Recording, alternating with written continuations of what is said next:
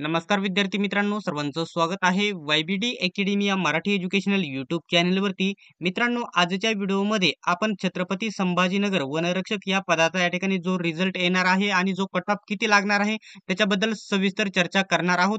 या व्हिडिओमध्ये आपण या ठिकाणी ओपनच्या जागा नव्हत्या, संभाजीनगरला कोणत्याही प्रकारच्या ओपनच्या जागा नसल्यामुळे एकदम एक्झॅक्ट जो आपण सांगणार आहोत तोच कट ऑफ लागणार आहे. त्यासाठी सर्वांनी हा व्हिडिओ शेवटपर्यंत नक्की बघायचा आहे. अशाच प्रकारचे व्हिडिओ सर्वात प्रथम बघत राहण्यासाठी आपल्या वायबीडी अकॅडमी या युट्यूब चॅनलला सबस्क्राईब करा, सोबतच बेल आयकॉनलाही ऑन करा. तर मित्रांनो, तुम्ही स्क्रीनवरती बघत आहात, बघू शकता पहिली कॅटेगरी दिलेली आहे एससी कॅटेगरी आणि या ठिकाणी सर्वसाधारण महिला अशा प्रकारे जे आरक्षण आहे ते खाली दिलेले आहे. तर एससी कॅटेगरीच्या महिलांसाठी किती पुरुषांसाठी 2 जागा होत्या. तर 140 प्लस 2 जे मुलं आहेत त्यांना या ठिकाणी 140 वाल्याचं देखील सिलेक्शन होणार आहे. जे पुढचे 2 मुलं आहेत त्यांचं सिलेक्शन होणार आहे. जर या ठिकाणी बघितलं तर या ठिकाणी एससी कॅटेगरीला या ठिकाणी सर्वसाधारणला 2 जागा होत्या, परंतु या ठिकाणी माजी सैनिक बघू शकता, माजी सैनिक अंशकालीनला 2 आणि रोजंदारी मजूरला या ठिकाणी 2 जागा, म्हणजे या ठिकाणी 6 प्लस जागा, या ठिकाणी 6 प्लस जागा तुम्हाला या ठिकाणी भरलेल्या बघायला भेटतील. आणि 140 प्लस जे विद्यार्थी आहेत त्यांचं सिलेक्शन झालेलं तुम्हाला बघायला भेटेल. आणि 139 वाले जे मुलं आहेत, 139 ते या ठिकाणी वेटिंगला मुले राहणार आहेत. त्याच्यानंतर महिलांना किती जागा होत्या, तर 5 जागा होत्या. 144 मुलांपेक्षा या ठिकाणी महिलांचं मेरिट जास्त गेलेले आहे. तर या ठिकाणी 144 वाल्या विद्यार्थिनींचं प्लस 144 प्लस ज्यांचे मार्क्स आहेत त्या मुलींचं सिलेक्शन होणार आहे. आणि या ठिकाणी यांना किती जागा होत्या, तर एकूण 5 जागा होत्या. 144 प्लस ज्या 5 मुली आहेत त्यांचं सिलेक्शन होईल आणि 143 वाल्या मुली वेटिंगला राहणार आहे 100%, हे मी सांगत आहे. तर बघू शकता खेळाडूसाठी किती जागा होत्या, तर बघू शकता एकच जागा होती. खेळाडूसाठी एक जागा होती आणि एक मुलगा आहे त्याला या ठिकाणी बघू शकता 130 मार्क आहे, त्याचं सिलेक्शन होऊन जाणार आहे. त्याच्यानंतर माजी सैनिकला 2 जागा होत्या. 2 जागा, पहिला जो माजी सैनिक आहे त्याला 122 मार्क आहे, त्याचं सिलेक्शन होईल. आणि दुसऱ्या क्रमांकाचा डायरेक्ट 27 लेखी प्लस ग्राउंड 97 मार्क्स आहेत, त्याचे देखील सिलेक्शन होणार आहे. हे दोनच टॉपरला आहेत, 122 वाला आणि 97 वाला. त्याच्यानंतर 80कालीन पदवीधर हा जर उमेदवार येतच नाही, ह्या जागा सरळ सर्वसाधारणला इथे वर ऍड होत असतात. मुलांसाठी त्या जागा वाढूनच जातात, हे उमेदवार नसतात. सोबतच या ठिकाणी भूकंपग्रस्ताला जागा नव्हत्या. प्रकल्पग्रस्ताचं या ठिकाणी 136 एक जागा होती आणि 136 वाला त्या प्रकल्पग्रस्तामध्ये टॉपर आहे, त्याचं सिलेक्शन 100% होऊन जाणार आहे. एकच जागा आहे, तो टॉपरला आहे. रोजंदारी मजूर हे भेटत नाही, हे उमेदवार भेटत नाही, हे सरळ सरळ या ठिकाणी सर्वसाधारणला ह्या जागा ऍड होत असतात. त्याच्यानंतर होमगार्डला देखील एकच जागा आहे आणि 142चा एससीचा त्याच्यामध्ये टॉपर आहे, त्याचं सिलेक्शन होऊन जाईल. त्याच्यानंतर या ठिकाणी आलेला आहे बघू शकता एसटी कॅटेगरी. एसटी कॅटेगरीसाठी एकूण किती जागा होत्या सर्वसाधारणला, तर बघू शकता 2 जागा होत्या एसटी कॅटेगरीसाठी. तर बघू शकता 152 2 जागा होत्या. एक टॉपर आहे 170 वाला, त्याचं सिलेक्शन होईल. आणि ओपनला जागा नसल्यामुळे ही जागा ओपन मध्ये जाणार नाही, एसटीलाच राहील, ओपनला कोणत्याही प्रकारच्या जागा नाहीत. तर बघू शकता 152 वाला 170 वाला टॉपर आहे, त्याचं सिलेक्शन होईल. त्याच्यानंतर डायरेक्टली 152 वाला आहे, या दोघांचं सिलेक्शन होऊन जाईल. त्याच्यानंतर बघू शकता महिलांसाठी एकच जागा होती आणि टॉपरची महिला 146 वाली आहे, तिचं सिलेक्शन होऊन जाईल. खेळाडूसाठी या ठिकाणी कोणत्याही प्रकारच्या जागा नव्हत्या. आणि सर्वात महत्वाचा पॉइंट म्हणजे एसटी कॅटेगरीचा एक सर्व्हिसमॅन याच्यामध्ये आलेला नाही. त्याच्यामुळे इथे 3 जागा भरल्या जातील. 2 जागा आहे, माजी सैनिकची जागा इथे वरती ऍड होईल. आणि जो या ठिकाणी 151 वाला आणि 150 वाला जो असेल त्याचं नंतर सिलेक्शन होऊन जाणार आहे. विजयला कोणत्याही प्रकारच्या जागा नव्हत्या. एनटीबीला देखील कोणत्याही प्रकारच्या जागा नव्हत्या. आणि डायरेक्टली एनटीसीला या जागा होत्या. एनटीसीला एक जागा होती सर्व साधनांसाठी आणि त्याच्यातला टॉपर आहे 160, म्हणजे त्याचं सिलेक्शन 100% होऊन जाईल. इकडे कोणत्याही प्रकारच्या जागा नव्हत्या, म्हणजे इथे जागा वाढ आणि वेटिंग देखील राहील, परंतु घेतले जाणार नाही. त्याच्यानंतर एनटीडी साठी कोणत्याही प्रकारच्या जागा नव्हत्या. तर मित्रांनो, इथे सर्वात जास्त फॉर्म आलेले होते ओबीसीचे, कारण ओबीसीला जागा होत्या या ठिकाणी. तर मित्रांनो, ओबीसीला एकूण सर्वसाधारणला किती जागा होत्या, तर बघू शकता सर्वसाधारणला 8 जागा होत्या. अंशकालीन पदवीधरच्या 4 आणि खाली 4, म्हणजे या ठिकाणी 8 12 16, या ठिकाणी 16 प्लस ओबीसीच्या या ठिकाणी 8च जागा होत्या. परंतु अंशकालीन पदवीधर आणि रोजंदारी मजूर ते येत नाही, त्यांच्या जागा सर्वसाधारणला ऍड होते. सर्वसाधारणला मुलांना या ठिकाणी 8 जागा होत्या, परंतु या ठिकाणी 16 प्लस किती मी सांगत आहे, 16 प्लस जागा या ठिकाणी भरल्या जातील ओबीसीच्या. पहिला या ठिकाणी बघू शकता खूप मुलांना मार्क्स आहेत, बघू शकता खूप मार्क्स आहेत. 156 ते 158 या दरम्यानच सर्वांना मार्क्स असल्यामुळे हे सर्व सिलेक्शन लिस्ट मध्ये असणार आहे. आणि त्यांचंच मेरिट या ठिकाणी तेच 156 वालेच मुलं काही वेटिंगला असणार आहे. ज्या मुलांना सारखेच मार्क्स आहे त्यांना ज्या वय जास्त आहे त्यांचं सिलेक्शन होईल. मुलींचं बघू शकता 146 बघू शकता 146 वाल्या मुली भरपूर असल्यामुळे 146 वाल्या मुलींचंच सिलेक्शन होईल आणि 146 वाल्या मुलीच वेटिंगला राहणार आहेत. हे देखील तुम्ही लक्षात घ्यायचे आहे. त्याच्यानंतर बघू शकता एक सर्व्हिसमॅनचा एक्झॅक्ट कट ऑफ मी या ठिकाणी सांगणार आहे तुम्हाला.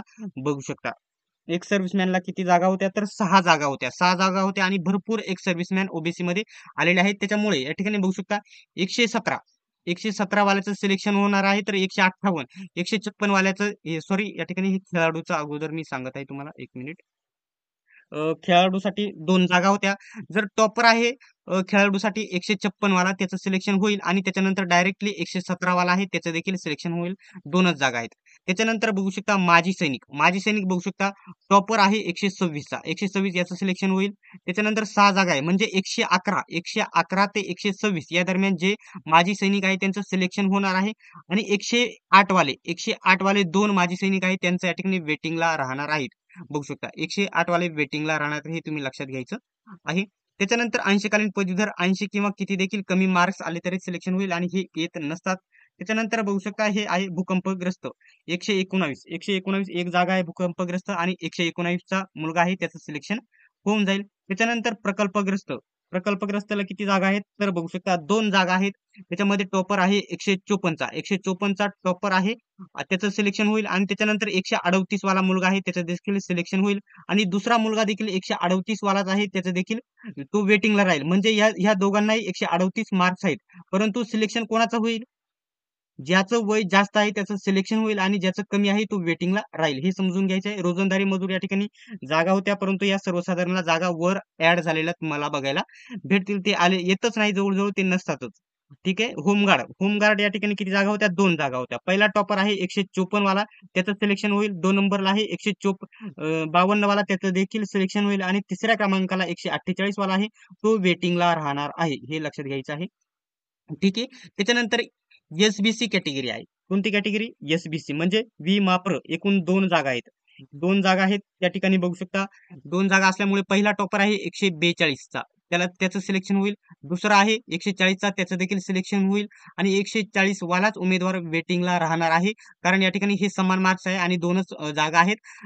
या दोघांपैकी 140 पैकी दोघांचं या ठिकाणी बघितलं तर ज्याचं वय जास्त आहे त्याचं सिलेक्शन यादीमध्ये नाव राहील आणि ज्याचं वय कमी आहे त्याचं वेटिंग यादीमध्ये नाव राहील. त्याच्यानंतर महिलांसाठी किती जागा होत्या? तर ठीक आहे महिलांसाठी 1 जागा होती.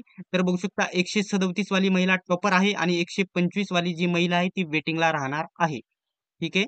तर या ठिकाणी खेळाडूला जागा नव्हत्या. त्याच्यानंतर डायरेक्ट माजी सैनिकला या ठिकाणी जागा होती. तर एसबीसी मधून माजी सैनिक आहे 127 मार्क्सवाला त्याचं सिलेक्शन होऊन जाईल कारण तो टॉपर आहे एसबीसी मध्ये तो एकटाच आहे सिलेक्शन होऊन जाईल. त्याच्यानंतर ईडब्ल्यूएस आहे. ओपनला कोणत्याही प्रकारच्या जागा नव्हत्या. ईडब्ल्यूएस ला सर्वसाधारणला किती जागा होत्या तर 1 जागा होती. किती? 1 जागा. परंतु या ठिकाणी बघू शकता जर बघितले तर तुम्हाला या ठिकाणी अंशकालीन पदवीधरची 1 जागा आणि रोजंदारी मजूरची 1 जागा 3 जागा या ठिकाणी भरल्या जातील. तर बघू शकता. तुम्ही जर बघितले तर ठीक आहे. 158 वाला टॉपर आहे आणि त्याच्यानंतर 146 वाले 2 आहेत त्यांचं सिलेक्शन होऊन जाईल आणि 144 वाला जो मुलगा आहे म्हणजे 146 वाले 2 आहेत त्यांचं सिलेक्शन होईल आणि 158 वाला आहे 3 जागा भरल्या जातील. या तिघांचं सिलेक्शन होईल आणि 144 वाला वेटिंगला राहणार आहे. त्याच्यानंतर ईडब्ल्यूएस महिलांसाठी किती तर ठीक आहे. ठीक आहे. ईडब्ल्यूएस महिलांसाठी तर एकच सॉरी 2 जागा होत्या. तर ठीक आहे. 162 वाली महिला टॉपर आहे तिचं सिलेक्शन होईल. 152 वाली महिला आहे त्याच्यानंतर तिचं देखील सिलेक्शन होईल आणि 152 वाली महिलाच वेटिंगला राहिलेली तुम्हाला बघायला भेटेल कारण ज्याचं वय जास्त आहे त्याचं या ठिकाणी सिलेक्शन यादीमध्ये नाव राहील आणि कमी आहे तो वेटिंगला राहील. अशा प्रकारे या ठिकाणी संपूर्ण जो कट ऑफ होता मी सांगितलेला आहे. या ठिकाणी जर अंशकालीन पदवीधर आले किती कमी मार्क्समध्ये सिलेक्शन होईल आणि रोजंदारी मजूर देखील आला किती कमी मार्क्समध्ये सिलेक्शन होईल म्हणजे इथल्या जागा कमी होतील. आणि माजी सैनिकचा या ठिकाणी जर आला ही जर 130 पर्यंत याचं सिलेक्शन होण्याचं चान्स आहे. माजी सैनिक सहसा नसणार इथे. तर मित्रांनो संपूर्ण कट ऑफ बद्दल माहिती मी तुम्हाला सांगितलेली आहे. याच्याबद्दल कोणताही डाऊट असेल तर कमेंट बॉक्समध्ये विचारू शकता. नाहीतर तुम्ही या ठिकाणी बघू शकता मला व्हॉट्सअपला मेसेज करू शकता. बघू शकता ठीक आहे. नंबर सांगत आहे मी. ठीक आहे. 94 03 16 9816 अशा प्रकारचा या ठिकाणी नंबर दिलेला आहे, त्याच्यावरती सांगितलेले आहे संपूर्ण माहिती बघू शकता. 9403169816 ही संपूर्ण माहिती याच्यावरती तुम्हाला भेटेल. जर याच्यामध्ये कोणताही डाऊट असेल तर तुम्ही कमेंट बॉक्समध्ये विचारू शकता. पुढच्या व्हिडिओमध्ये आपण नागपूर विभागाचा कट ऑफ बघणार आहोत. त्यासाठी सर्वांनी या चॅनलला सबस्क्राईब करायचं आहे. सर्वांनीच व्हिडिओ शेवटपर्यंत बघितल्याबद्दल धन्यवाद. भेटूया पुढच्या व्हिडिओमध्ये.